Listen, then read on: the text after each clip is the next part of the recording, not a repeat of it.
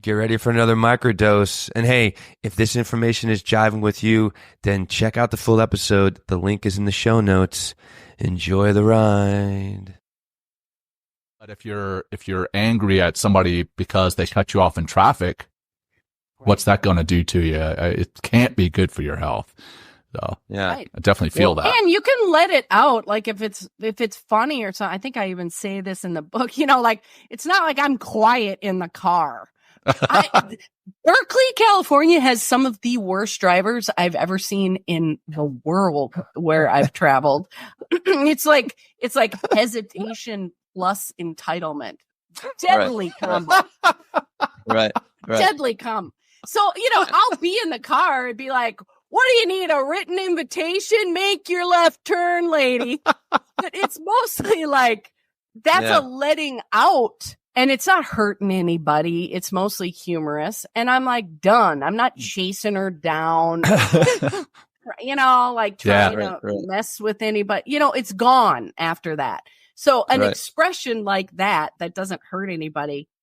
But when people are like speeding up or slowing down, it gets actually dangerous. Sure. Oh, you were saying with your kids, John, like, you don't always control who could do that with kids? I don't even have kids, but I do work with kids. And I say that I'm mad. Like if they're under 11, I don't say pissed off. I don't swear in front of little kids. But, I'll be like, that's really making me mad. What you're doing right now, stop that. That's making me mad. If you continue to do it, there will be consequences. Or I usually just state what the consequence is. Right, and they know it beforehand too, because I have laid it out. The cutting book is a parenting manual, and it has have the contract again on the fridge with the wheel. Have the contract of what your privileges are, what the expectations are, what the consequences are for not meeting any sort of expectations, how long the consequences will last.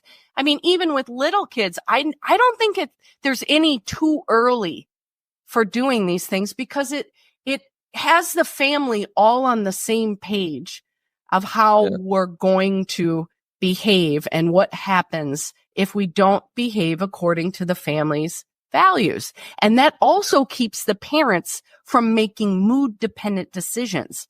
Meaning if they are like, well, I don't want to give them that consequence because whatever, it's on the contract. Yeah. Right. When you are in your wise mind, you made that contract. Right now, you're emotionally activated. We don't make decisions from an emotionally activated point. You go back to the contract and you stick to the contract, even if your heart breaks, because that's your job. You made people. Now do your job. Your heartbreaking matters not. Well, Dr. Kelley, help us. You're kind of touching on a little bit here, but I would like a lot. We've had right, exactly. But we've had what I would like you help us to understand is primary and secondary emotions, right? Where anger is often a secondary emotion that's tied to something deeper inside of us. So, is that true? Could you help us kind of iron that out a little bit? I do go into it a little in the book because people say it so often, but I'm not a big ascriber to this language of primary and secondary. I think it's a little bit binary. And again, the spectrum of emotion and intensity of emotion, I think we have a lot of different emotions at the same time, and no one wants to deal with that. Everybody has this linear way that they want to go about it. Oh, I'm feeling this, but not this. You could feel rage and joy at the same time. Yeah. Well, it's complex. Exactly. But if I'm angry, and if you keep asking the question, why are you angry? Why are you angry? And really trying to get to rock bottom, it could be well, I was betrayed and that's why I'm angry. You know what I mean? So it's and that betrayal in this example, it is kind of the place to work from, where the anger almost, if this is the case, would kind of masks that wound of betrayal, if you will. And you're acting out in anger instead of being really kind of realizing or working from that place and being aware of that place of betrayal. Is that, it's kind of 'cause I do like that for me, sometimes that understanding the depth of what is going on emotionally inside of me, instead of just, labeling it as anger or something like that, or whatever that secondary emotion is. Well, let's break it down. Let's break it down. Please.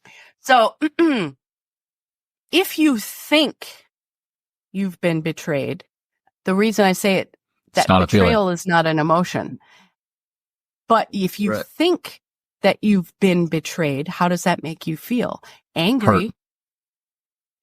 I mean, anger is appropriate, but yes, to your point, I think I would definitely dig in. First of all, if you think you're being betrayed, it's a thought that may or may not be true. Just because you think it or I was betrayed. You know what I mean? If someone breaks my trust, right? Like, that's betrayal. You know what I mean? Right? Or is betrayal really not a feeling? Because it's like, it's not. Well, I think it's an action, right? So you've been betrayed, but you think you've been betrayed, yes. Okay. Then of course you'd be pissed off.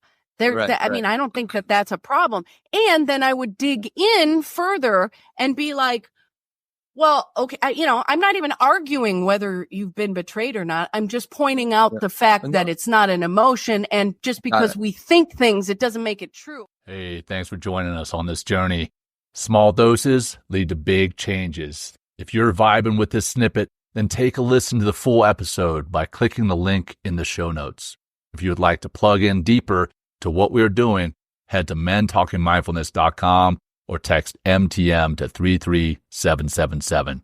Until next time, peace.